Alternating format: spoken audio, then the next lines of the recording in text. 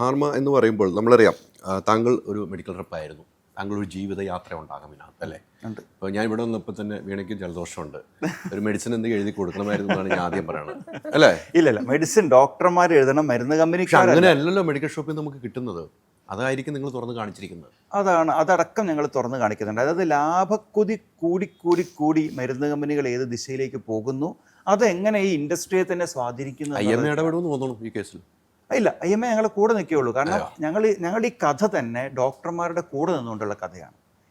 ഈ pharma series dedicate ചെയ്തിരിക്കുന്നത് ഡോക്ടർമാർക്കും നഴ്സുമാർക്കുമാണ്.